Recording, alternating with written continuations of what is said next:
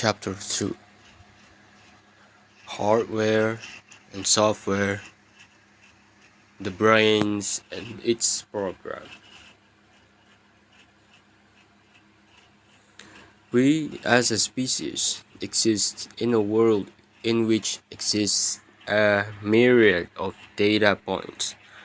Upon these matrices of points, we superimpose a structure and the world makes sense to us. The pattern of the structure originates within our biological and sociological properties.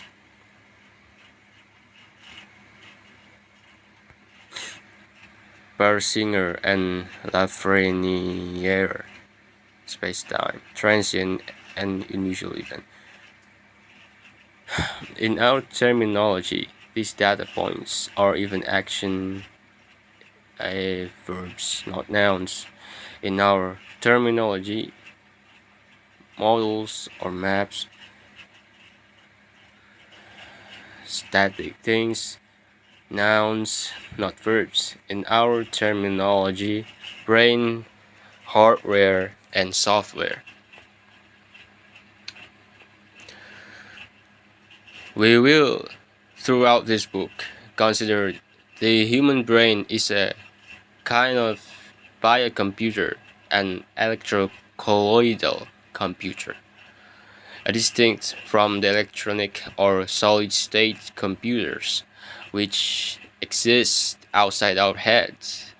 Please note carefully and long remember that we have not said that the human brain is a computer.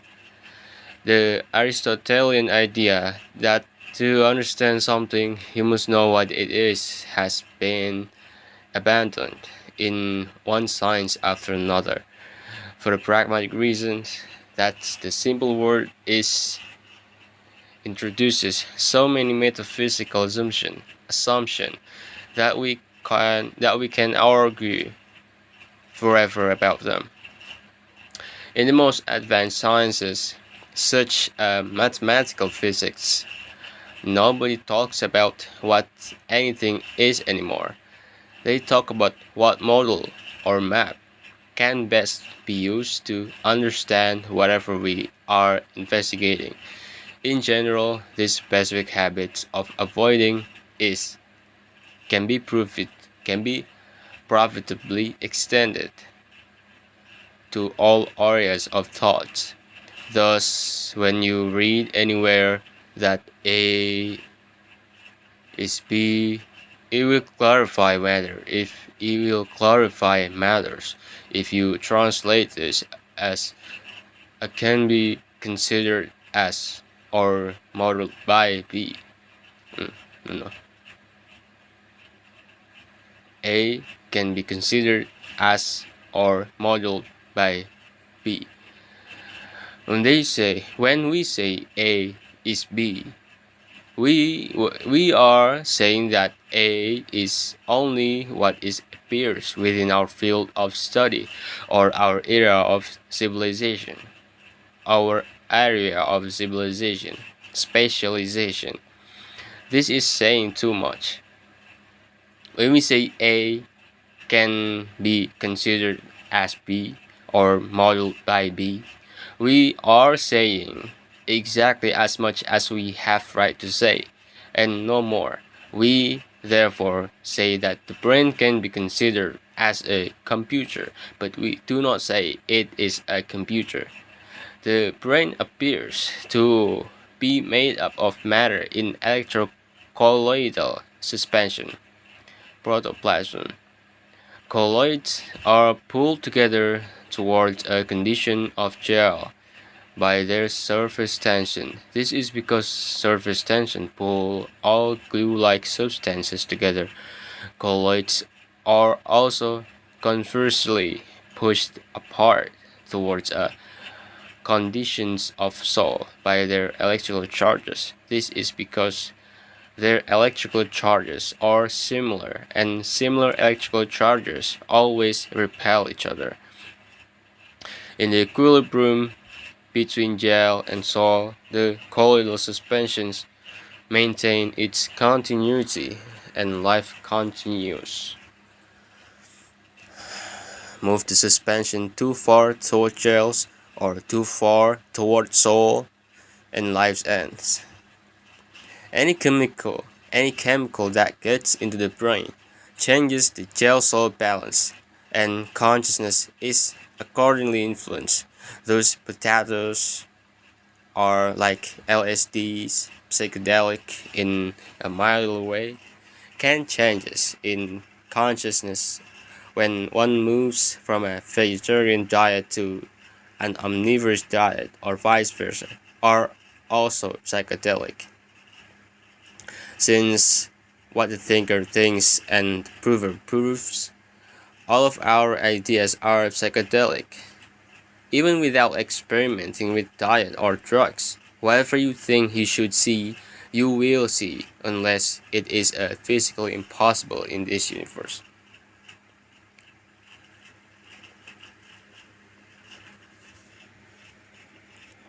All experience is a model until we make a model to explain it. Its model, model can clarify the modulus, but the model is never the model, the model itself. The map is not the territory. The menu does not taste like the meal. Every computer consists of two aspects known as a hardware and software. Software here includes information. The hardware is a solid-state computer, is concrete and localized, consisting of central processing unit, display, keyboard, external disk drive, CD-ROM, floppies, etc. All the parts you can drag into Radio Shack for repair if the computer is malfunctioning. The software consists of programs that can exist in many forms, including the totally abstract. A program can be in the computer in the sense that it is recorded in the CPU or on a disk, which is hinged up to the computer. A program can also exist on a piece of paper if I invented it myself, or in a manual if it is a standard program. In these cases, it is not in the computer but can be put in at any time. But a program can be even more tenuous than that. It can exist only in my head if I have never written it down, or if I have used it once and erased it. The hardware is more real than the software in that you can always locate it in space-time. If it's not in the bedroom, somebody must have moved it to the study, etc. On the other hand, the software is more real in the sense that you can smash the hardware back to dust, kill the computer, and the software still exists and can materialize or manifest again in a different computer.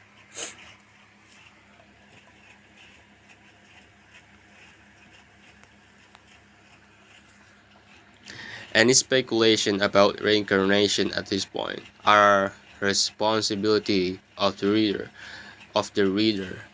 not the author. In speaking of the human brain as a electrocolloidal biocomputer, we also know where the hardware is. It is inside the human skull. The software, however, seems to be anywhere and everywhere. For instance, the software in my brain also exists outside my brain in such form as, say, a book I read 20 years ago, which was an English translation of various signals transmitted by a Plato 2040 100 years ago, 2400 years ago. Other parts other parts of my software are made up of the software of Confucius, James Joy, my second grade teacher, the Three Stooges, Beethoven's, my mother and father, Richard Nixon's, my various dogs and cats, Dr. Carl Sagan, and anybody to some extent, anything that has ever impacted my brain. This might sound strange, but that's the way software or information functions. Of course, if consciousness consisted of nothing but this undifferentiated tapioca of timeless, spaceless software, we would have no individuality, no center, no self.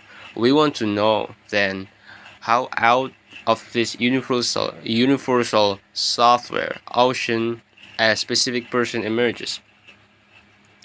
What the thinker thinks, the prover proves, because the human brain, like other animal brains, acts as an electrocolloidal computer, not a solid-state computer.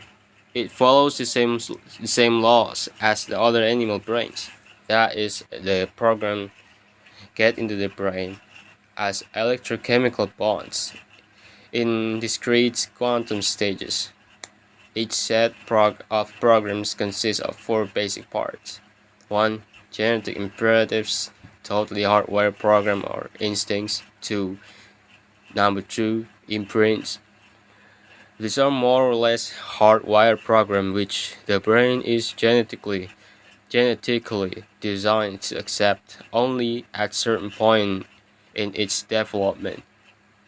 These points are known in ethology as times of imprint vulnerability. Number 3. Conditioning. These are programs built onto the imprints. They are looser and fairly easy to change with counter conditioning. 4. Learning. This is even looser and softer than conditioning.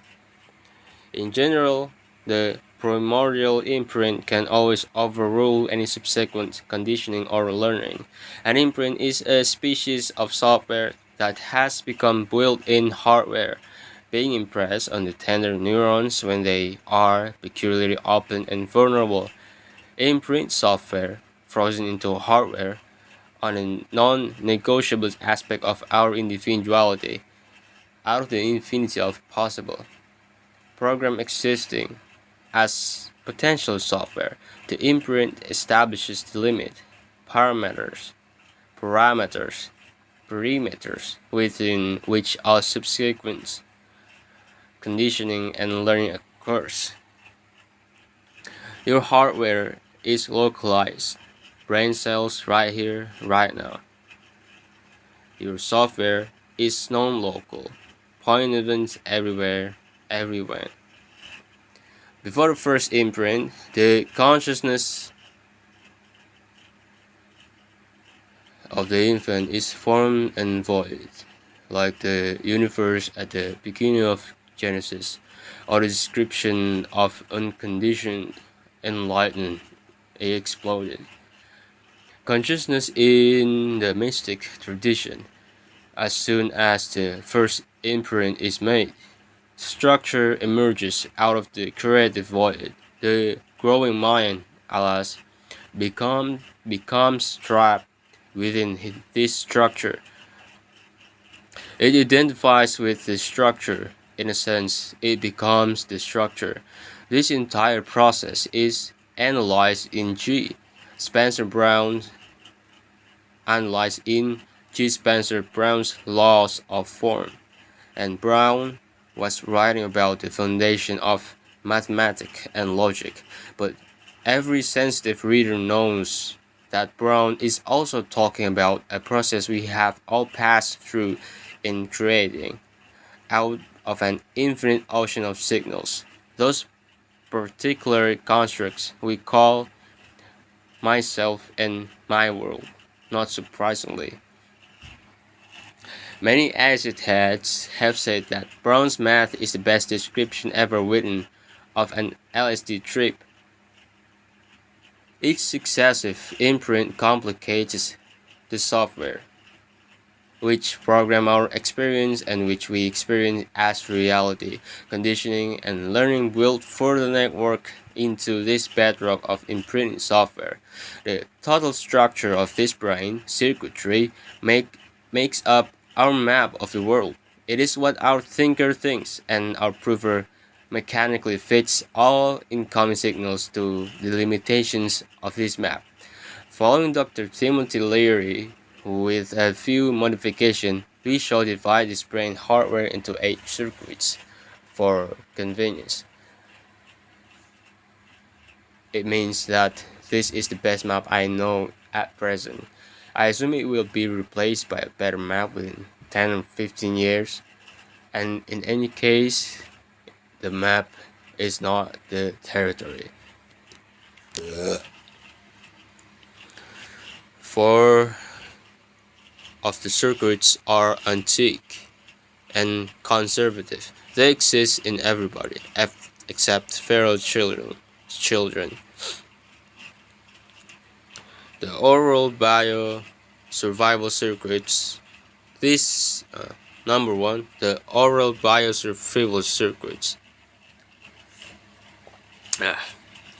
This is imprinted by the mother, or the first mothering object, and conditioned by subsequent nourishment or threat.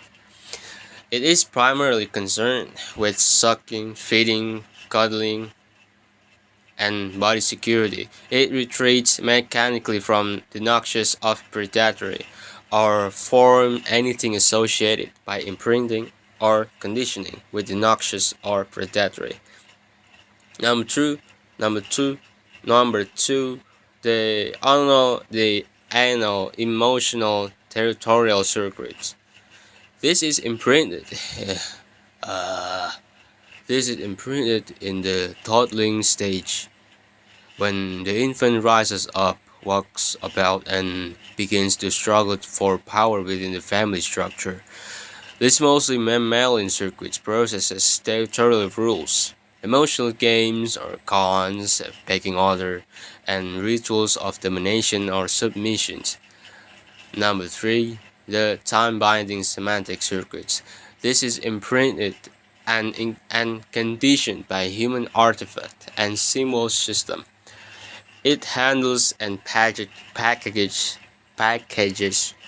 the environment, classifying everything according to the local reality tunnel. Invention, calculation, prediction, and transmitting signal across generations are its functions. Number 4. The moral socio-sexual circuits. This is imprinted by the first orgasm mapping experience. At puberty, and its conditions by tribal taboos. In processes, sexual pleasure, local definition of right and wrong, reproductions, adult, parental personality, sexual and nurture of the young. The development of these circuits as the brain evolves through evolution, and as each domesticated primate, human brain recapitulates evolution in growing from infancy to adulthood, makes possible gene pool survival, mammalian sociobiology, pecking order or politics, and transmissions of culture. The second group of our brain circuits is much newer, and each circuits exists at present only in minorities, where the antique circuits recapitulate evolution to the present. These futuristic circuits recapitulate our future evolution.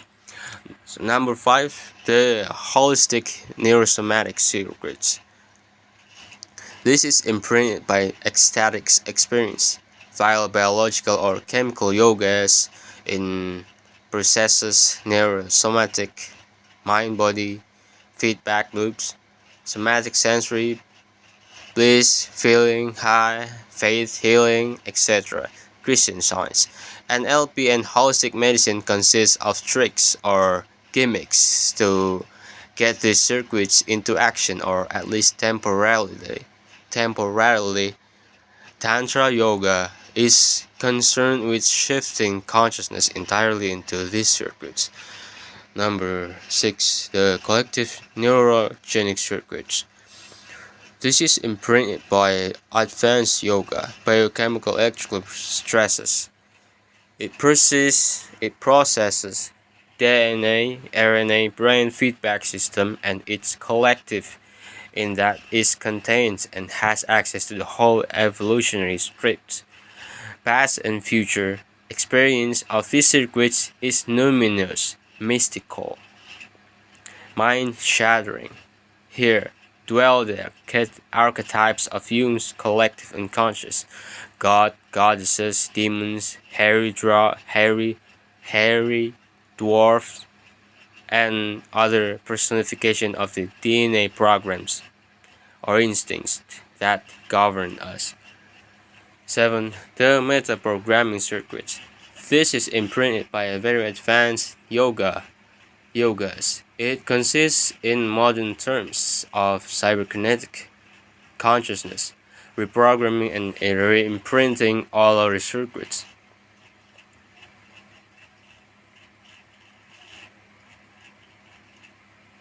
Even programming itself making impossible conscious choices between alternative universes or reality tunnel. Number 8. The non-local quantum circuits. This is imprinted by shock, by near-death or clinical death experience, by OOBEs, out-of-body experiences, by trance times, perceptions, precognitions, by trance-space, vision, ASB, etc.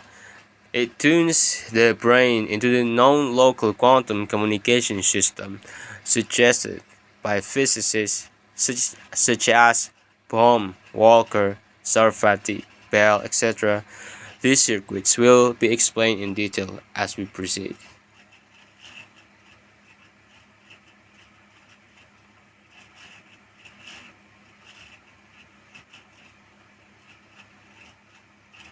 Exercises. Number 1. If you don't already have a computer, run out and buy one.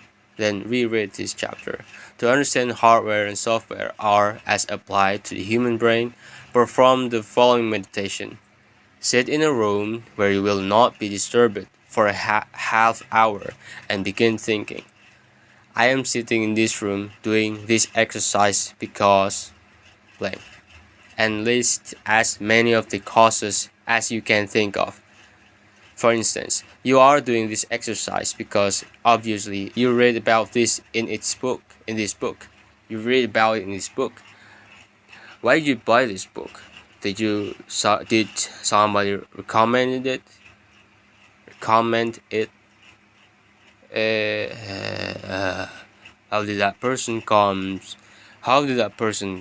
come into your life? If you just picked the book up in a store, why did you happen to be in just that store or just that day? On just that day? Why do you read books of this sort on psychology, consciousness, evolution, etc.? How did you get interested in those fields? Who turned you on, and how long ago? What factors in your childhood inclined you to be interested in this subject later? Why are you doing this exercise in this room and not elsewhere? Why do you buy or rent this house or apartment? Why are you in this city and not another? Why on this continent and not another? Why are you here at all? That's it. That is. How did your parents meet? Did they consciously decide to have a child? Do you happen to know, or were you an accident? What cities were they born in?